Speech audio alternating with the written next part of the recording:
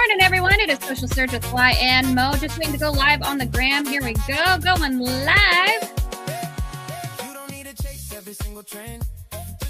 Got some special music to play for everybody.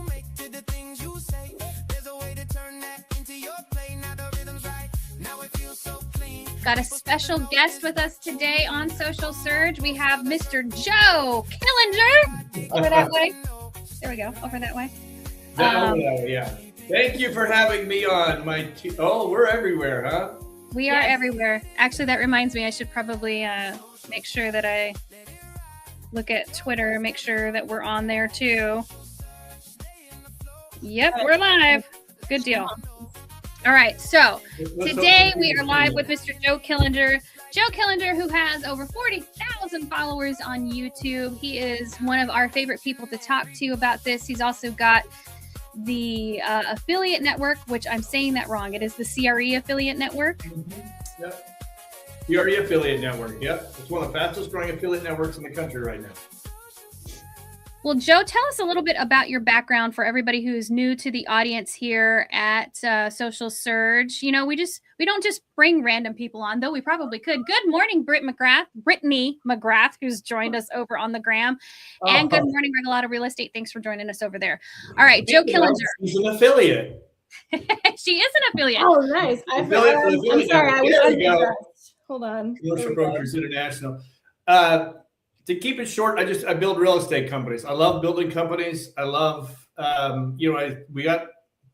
fell into being an entrepreneur out of, I didn't have a choice.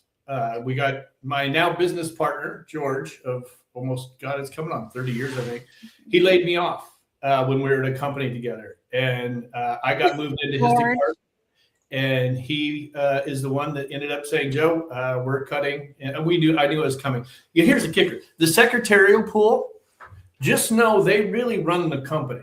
You know, they know what's going on. So I got a call from the secretarial pool when I just got back from Christmas. I was in my 20s. And they said, you're going to get laid off this week. Just so you know, we want to give you a heads up. And so I'm like, well, thank you. So I go into the office. I'm in there early. George comes in. I said, hey, I hear you've got some news to tell me. And he said, yeah, come in and sit down. And we went and sat down for a while and just talked. That's really the day we got to know each other. And then the secretarial pool called me again about a month later and said, hey, George is going to get laid off today. So don't tell him yet, but he's going to get laid off. And so, don't think you're ever pulling anything over on the secretarial pool. They're 2 steps ahead of every executive in any company.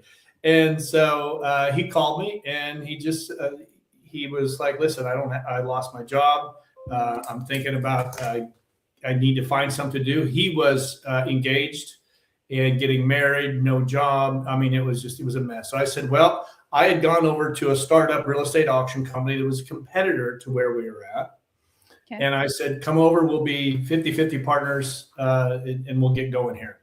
And to really shorten this up, he ended up coming over and we became the number 2 auction company within the first 18 months. So our claim to fame is we've got 3 companies that we've taken it to 5 million in revenue or more within the first 18 months. And so that was our first one. And that was just out of pure fear. And we just had nothing else. We had no money coming in. I got down to where I had $1,200 in the bank, and I think he was about the same, and he had a wedding coming up. I mean, there was one time they were getting so close to the wedding that George had to get miles so they could go on a honeymoon. It was just going to be a short honeymoon. So he jumped on Southwest when they used to offer, you get a flight to San Francisco and back, you get X amount of miles. I think he took 3 flights back and forth one day.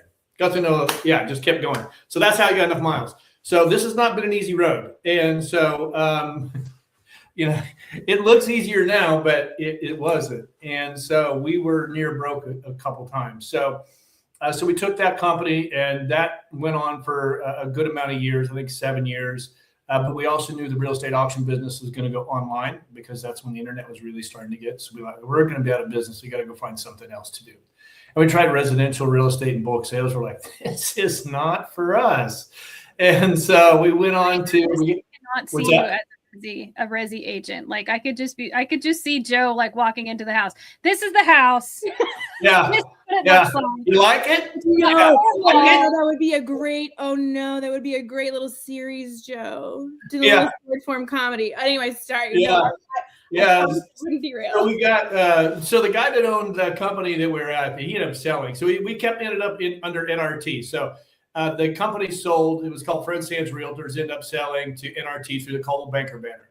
We ended up going to Dalton Brown Long, DBL Realtors here in LA. We started their commercial real estate division for them. Started that company, really got it pumping. The way we did that was we went out to all the residential agents. There was like 1,600 residential agents. We go, hey, you're a commercial division. Some of them were trying to do commercial, right? And they ended up, a couple of them in a lawsuit because they didn't understand common area maintenance fees, that kind of stuff. Lawsuits started happening. Alan called, the owner of the company, said, listen, you guys got to get over here. And we cut a deal with him saying, okay, we'll come over and do that, but we got this company that we have this investment company.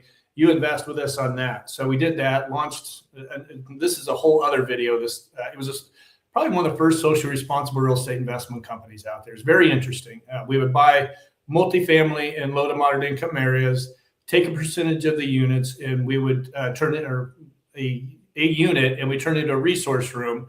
And then we would take teachers from local schools and give them a unit in the building at a discount, or in some cases free, if they tutor the kids at least 4 days a week right there in the building. And that was a home run. We went into some of the toughest areas here in LA, and I still talk to some of those kids today. But again, that's a whole different story. So DBL. Hold on. Before you go on there, I actually want to say that you guys you were telling me, you actually connected me with one of those students out in she's in New York now, right? Oh yeah. No, she's back in LA. Francois. Yeah. Francois Foster. Yeah. She's amazing. Yeah. She's a teacher here in LA, back in LA. I know her whole family. Most of them are back in Belize now, but yeah. I was in, it was Baldwin Village, which, have you seen the movie Training Day? That was Baldwin Village. Those buildings were 5 of those buildings were our buildings in that area. And it was that bad. I would walk out and I would go through I've got to make sure you can probably hear my emails coming in. I got to shut this off. Ding, ding, ding. Money Sorry. But so Training Day was that wasn't that far off the truth. When we would walk up to the property, you'd have gang members would separate in the beginning, but ended up getting a lot better. A lot of those gang members' kids were in our classes, and I got to know those gang members. They would talk to you, and we got involved with the police department. And it's a whole long, very interesting story that we can talk about some other time. But yes, one of those kids, it was amazing. Those kids now have kids of their own. We connect pretty regularly. And so, so back to DBL. We sold, DBL ended up selling to NRT through the Sotheby's banner. So every Sotheby's office you see in Southern California was a DBL office. And then we went over and that thing really took off. I mean, those residential agents were amazing. We probably went a little too soon. They had all these commercial leads that they just weren't able to perform with. And so we stepped in, were able to do that. We hired some agents, but then when we found out NRT was buying the company, they gave us not even 20 days to close the company down. So we had to make a quick decision on what are we going to do? And we launched Commercial Brokers International. And that's, it's been a process. So that company's been around for a long time. It's actually, we're just taking it and rebuilding it right now. COVID was kind of, that was a tough one for us. And so we're rebuilding right now. So we're building Commercial Brokers International. We're building Icon Capital. It's a commercial real estate mortgage company. And of course, the Commercial Real Estate Affiliate Network. All those companies are being built right now. And that's kind of the focus where my energy is at. Aaron. Hi, Aaron. My landlord. So good morning to Dwayne. DB's here. Danielle's here. Aaron's here. The crew is here. I did not know any of that about you, Joe. I don't think that's on any website anywhere, because of course we do a little bit of background on our people that we talk to. Yeah. But that's pretty damn fascinating that you had all this happen. Well, I'm not a kid. It's dark enough that Oh yeah, you were great. mad about the picture. You were mad about I just couldn't believe it. Okay, you guys in that photo, my God, that was a lot of gray hair. We got to recreate it. We got to make it happen. I need to be, I'm sorry that I don't have my Mai Tai. I'm upset. Yeah, but it's, and now I just love building. And right now I'm in heaven building these 3 companies at the same time because, and I know we want to talk about YouTube, but I'll briefly touch on the affiliate network was kind of built out of greed because I got frustrated. We had a client that we brought in. It was called Lorna Jane. I don't even know if they're around anymore, but we brought them in from Australia. So our company, Commercial Brokers International, has been a big SEO, content marketing. We've been doing that since we could. It wasn't very good, and still probably not the best. But so before you jump into the rest of that, thanks, Coy Davidson, who's joining us over on the Gram. I want to ask. You just said it that you guys were doing SEO. It wasn't very good, but what prompted you to be doing that in an industry where most people talking to them now about SEO, like what's that? We're still explaining what SEO is, and to me it's like, what do you mean you don't know? And for all of our friends, search engine optimization, and we're also going to talk about AEO, which is answer engine optimization. But that, to me, that's mind-blowing that you were already forward thinking about doing that SEO. What made you do that? Just you could see that it was coming. When you've got it was a chance to have free marketing. Who doesn't want free marketing?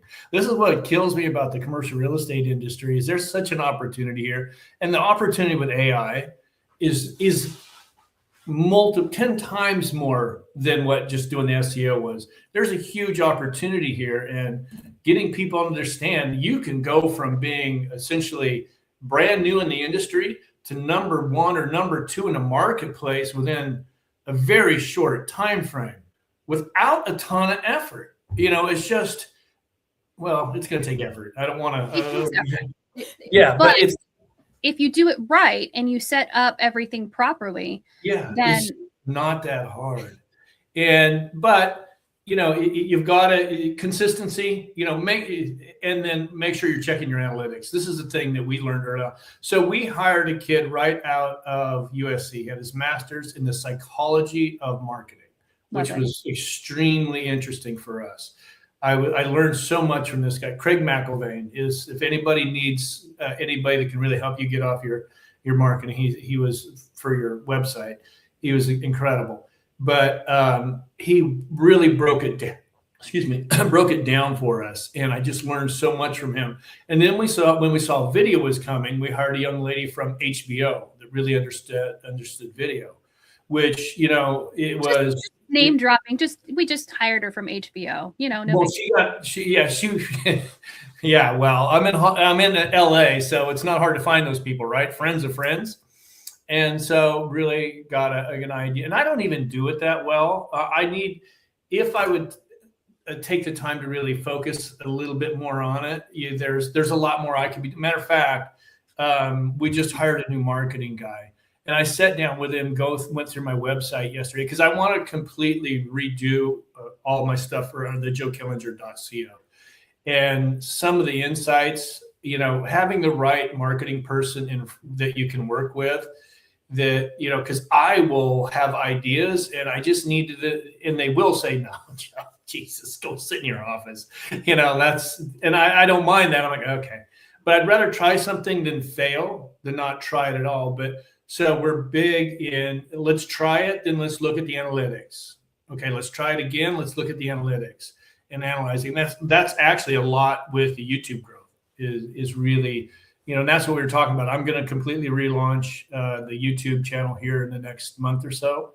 And I did a pivot about last August or September, which I don't recommend for anybody because people that signed up for what you're doing, the content you're putting out, and then you pivot, it just kills your channel, which I knew was coming, but with these companies, there just wasn't time to really do it right. And I didn't feel like I was bringing enough value.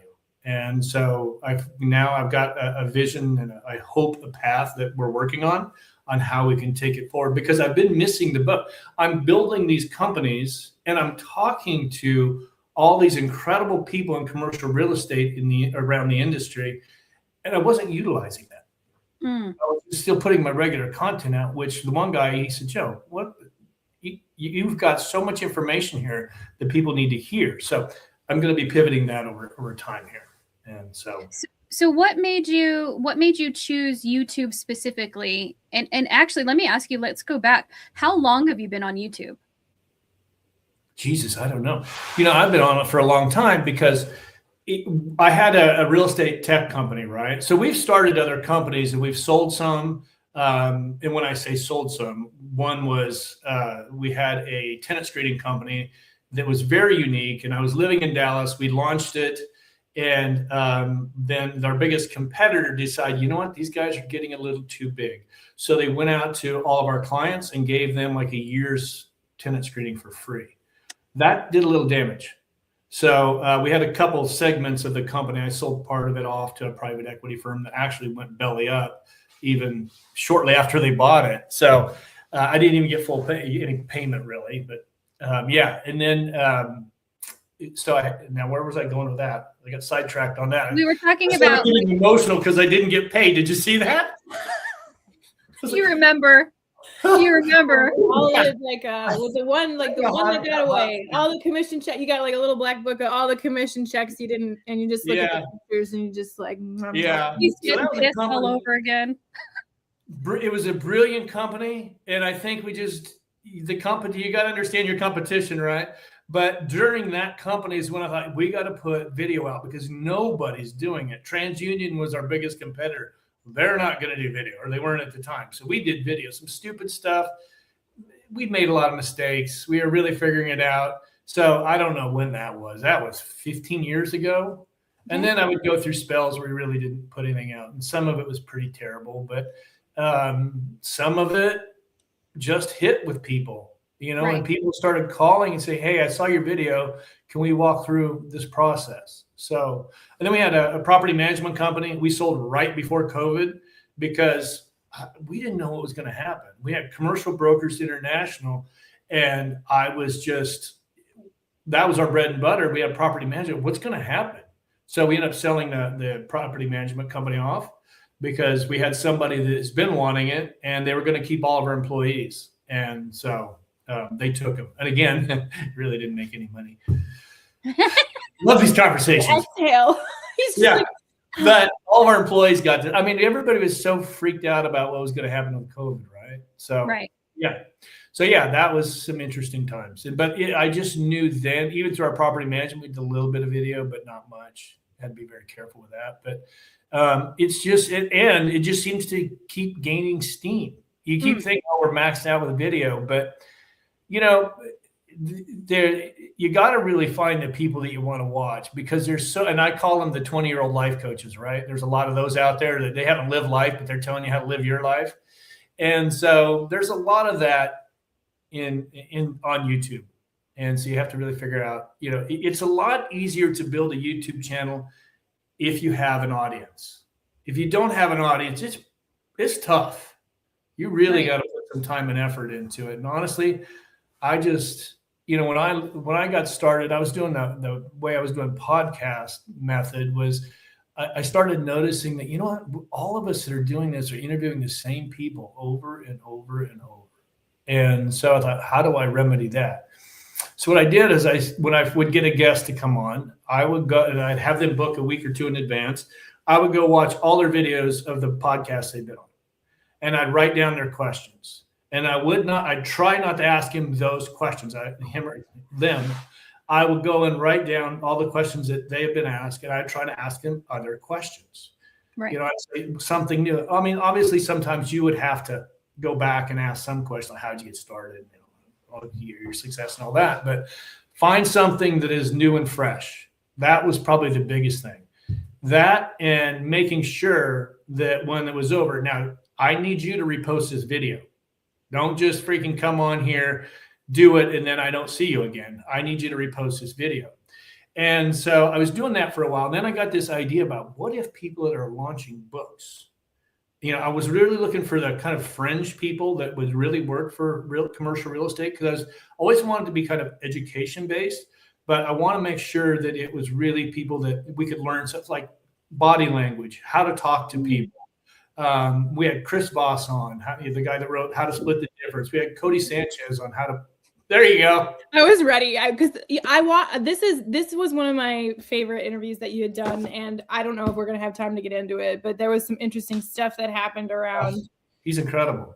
Anyway, but just I'm from Nebraska, so we connected, and so it's really something that watch those videos ahead of time, make notes about what they've been asked, find something new, and finding these authors that were bringing out a book, it's a lot easier to get those people on when they're selling something.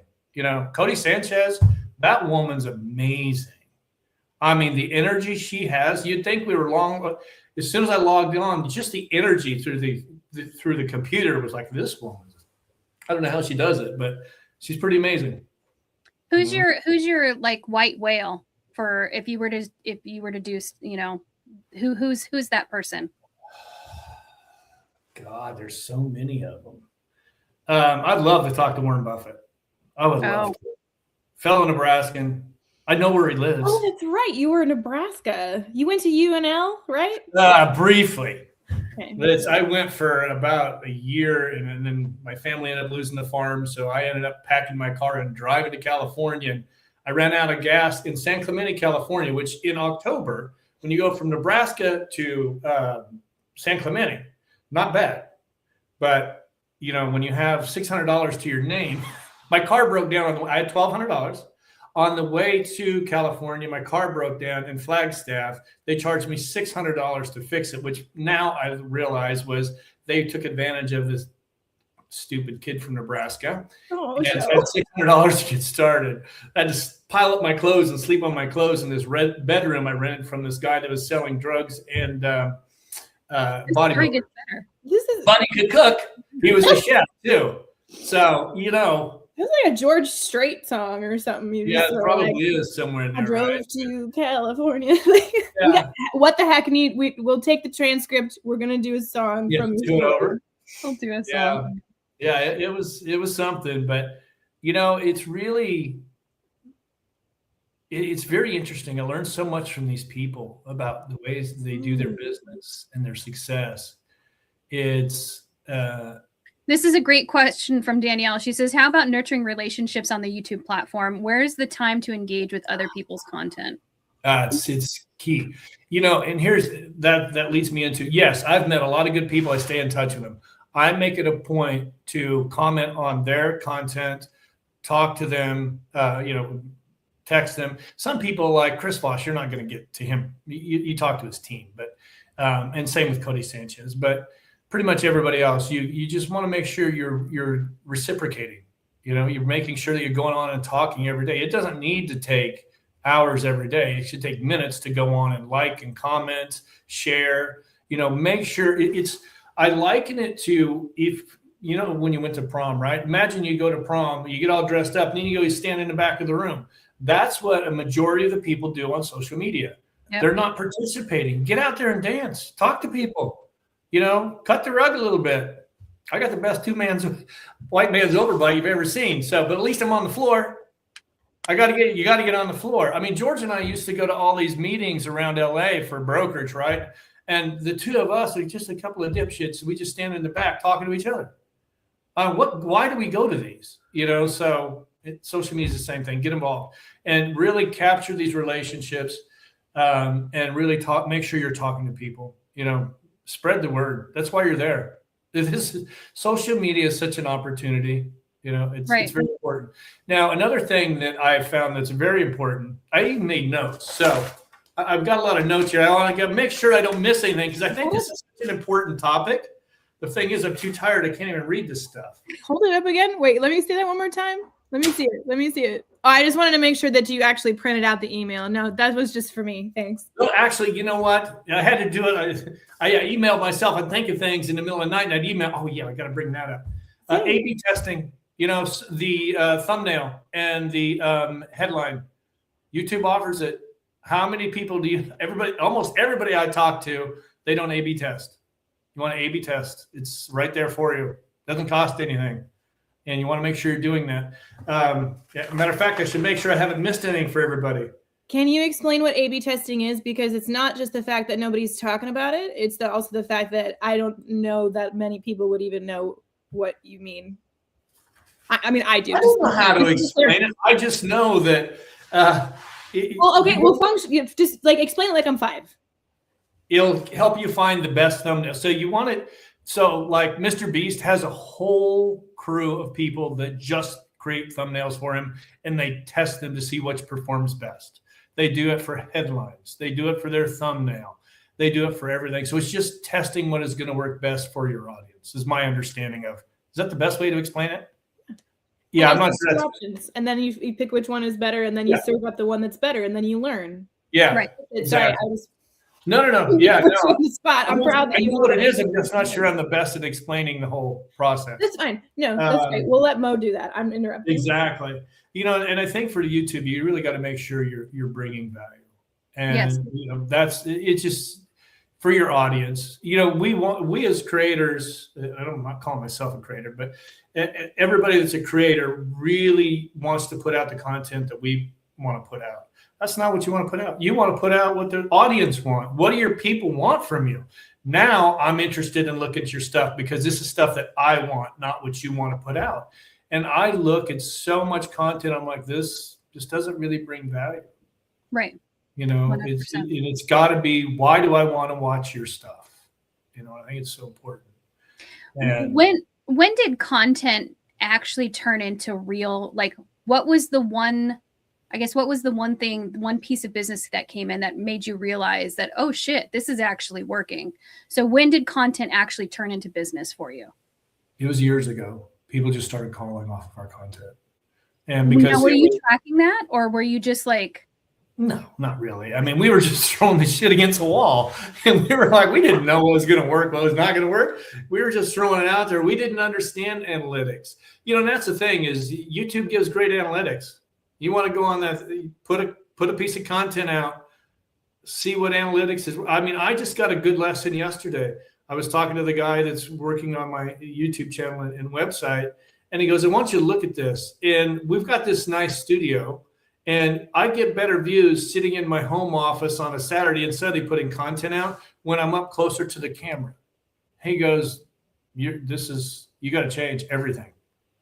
I'm like, well, that's great. I'm like, figured this out. So, and he has all the ideas, but yeah, just looking at the analytics, he goes, this is what people want to see from you. And, right. And I've been sitting on this, talk about building businesses and how a brokerage should grow their business is really where the hot spot is, and growing Affiliate Network and Icon Capital is talk about how we're doing that. So I haven't even started on affiliate. Well, today when we talk about it, will be the first time I really talk about how we're building Affiliate Network, because I just haven't touched on it before. But another thing that I love to do is when I go on somebody else's podcast and I'd say, okay, let me know when you're going to put it out.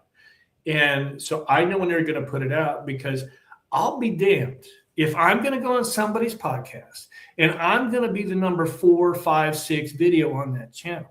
I'm going to be number 1 on their channel because I'm going to go put it out. I'm going to pimp your video out as much as I can because I want to be number 1 on your channel. So when somebody's looking for somebody to talk to, they're going to go look at all these people's channels. And they're like, oh, this guy Joe is number 1, number 2 on all these channels. Let's call him. He pulls.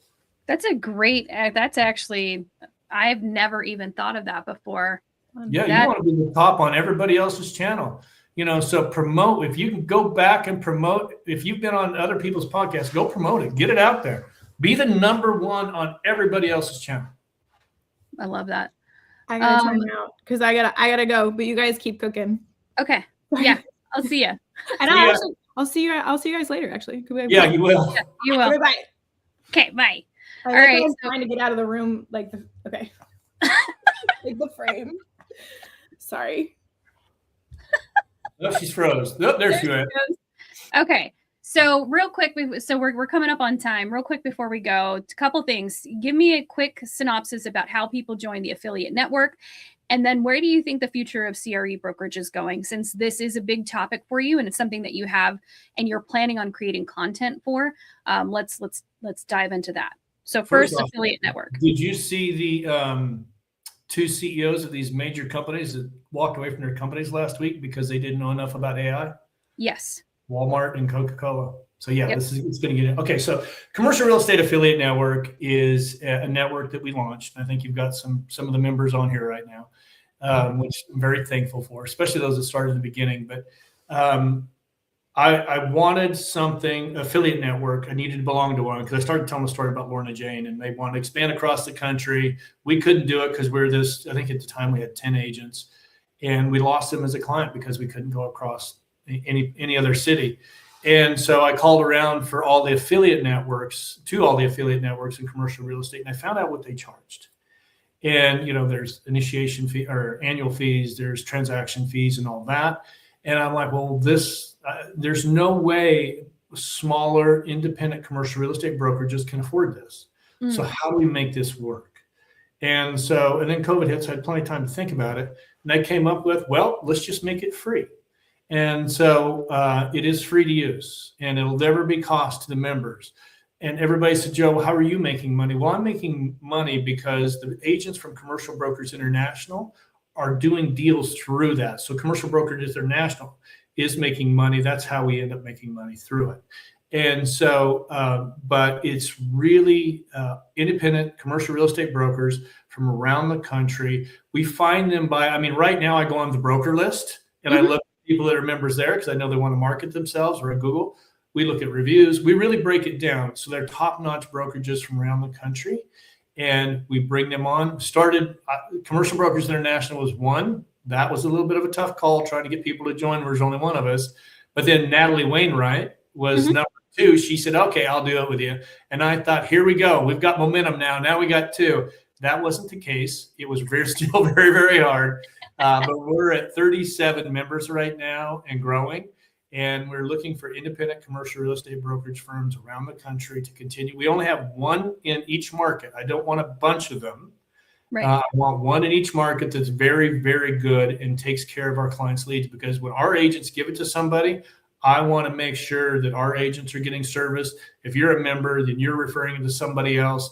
You're getting a good broker on the other end. So yes, Commercial Real Estate Affiliate Network is if you have interest or you're a smaller brokerage watching this. Actually, we have a brokerage that has 60 agents. So we're all sizes, but independent commercial real estate brokerage firms.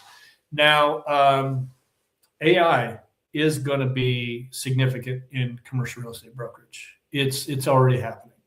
If you're not using it right now, you're already getting left behind. The amount of tools that are coming out that you're able to utilize, it's very, very powerful. And you've got to get on it. I mean, there's major corporations, like I just said, those CEOs quit because they didn't understand it well enough. So they went to the board and said, listen, bring in people that understand AI, because it's going to change. It's just such a huge opportunity right now for a brokerage or an agent to take over an area by getting yourself out there. Understand that AI, when somebody I'm looking for a broker in Los Angeles, and if you've got content out there, which if you're in Los Angeles, I prefer you didn't, because I'm doing it. But any other city, it's okay. But be putting that out, because AI is going to go out. It's going to search. Who am I going to find? There's an authority figure in the marketplace. You need to call this person. I just shared a story. I posted it on Monday. A client, we had our client call on Friday. They do loans, and they do like bridge loans, and they do creative financing and blah blah blah blah blah. That's what they do. Yeah. And they ended up getting an inbound lead straight to their email, and it was from a lawyer out of Canada. And at first they were just like, this is like Nigerian prince energy, right? Like, we don't believe this. But they started doing research and found out that the lawyer is legit, and he actually does represent a bunch of people. And he contacted them because he did a Google search, didn't like the results that he was getting. So he clicked the little AI, and all of a sudden all of their content from LinkedIn started popping up, specifically talking about what they do, which is like bridge loans, creative financing, all this stuff, right? Plus it had all of their carts. Technically, they're not carts because there's no testimonial that goes along with it. It's just the car. But very simple, very like bullet pointed stuff that is easy to get picked up by the answer engines. Again, we're thinking indexability this year, 2026, all about indexability. And what I'm talking about with indexability is how is that stuff going to get pulled up into the search engines where you're actually specifically answering a question that somebody has queried, somebody has put in there. And it might not be the first sentence that you have. It might be the fourth paragraph or whatever it is that you have in that copy that's going to pull up and answer that question. You just never know what's going to hit. But $1.5 billion worth of deals that this lawyer's sitting on that he needs somebody like them to start doing for him because they're having issues with financing in Canada. So, I mean, huge. They've been working with me for 6 months and it's like, you know, we're growing their page. It's very, very slow. I'm not concerned about the follower count. I do like to see them grow, obviously, because that's part of it. But when I get these phone calls where people are telling me that they were found on AI search because of the fact that we're thinking about how this is going to index, freaking blew me out of the water. Like super excited. Just the same story with Bob Knackle when he got Perplexity, you know, that story blew me out of the water because I was just like, bullshit. I literally told him that. I was like, you are lying. That did not happen. And he's like, no. The guy called me. I was like, this is crazy. Absolutely freaking crazy that all of this content that we're putting out there, as long, and you said it, you have to make the content for your audience, not for you. It's for your audience. Yeah. What are the questions that they're asking? What are the things that they want to know? If you're making your content for you, that's fine. But is it going to get somebody to transact with you? Right? Yeah. Yep. And you and not the other person. You know, here's the thing. How many brokers, other than the ones that are watching this probably, how many brokers are putting content out on a daily basis? Or even 2 pieces a week. Very, very few. It's not hard to become number one in your market. It's really not that hard. You know, time and effort. Just make sure that everything you're putting out brings your followers value, and post and test analytics. Post and test. You know what works, what doesn't work. You know, change it up. You know, but it's very important that you follow your analytics. It's just that's where the money's at. See what the people want from you, because the numbers will tell you. The numbers will tell you, like, no, they didn't like that, or oh, hey, this. I mean, the guy that's doing our stuff now, he started putting some video out. I'm like, are you sure? He goes, Joe. He goes, you never talk about yourself, and I'm like, okay. And so he put one out, and he goes, see how that performed? And this is after just a couple hours. I'm like, all right. It's when I talk with clients, and you've heard me talk about this before too, is that we are very nosy. Mm-hmm. And we've gone from being a culture that sits on the front porch and watches the neighborhood because we're nosy to being in front of screens and watching everything look at the neighborhood app, right? Like the amount of people that bitch and moan on the neighborhood map. It shows up in my inbox, and I just look at the stories, the headlines. These kids, get off my lawn, right? Like it's that kind of energy, but we're so nosy as to what other people are doing. So 100% agree with what your guy is saying, that yes, you need to tell your personal story because people have to like, know, and trust you. They have to get that connection with you. So I can't wait to see what happens. Now, if people want to get what? Me either. I'm kind of figuring it out as we go. If people want to get in touch with you, how do they do that, Joe? You can email me at joe@joekillinger.co, or you can give me a call, 310-943-8542. Directly. All right. And website? At joekillinger.co. Okay. And if they're interested in the affiliate network, how do they do that? Just contact me, joe@joekillinger. You can go to CREaffiliate.com or contact me. Send me information on your brokerage. I'd love to. We're really wanting to grow. I think there's a huge opportunity. I mean, it's the fastest growing affiliate network in the country right now. It's just every day I'm vetting people out, looking for great people to add. So please reach out. The question real quick before we go, for the affiliate network, is it just brokerages, or are you doing adjacent stuff like marketing people? Right now, we're just doing brokerages. I got to get out. Once I get to 100 or so affiliates, which the way it's going is not going to take that long, then we'll extend it from there. I'll even be So probably the next phase is going to be like services, like a marina broker.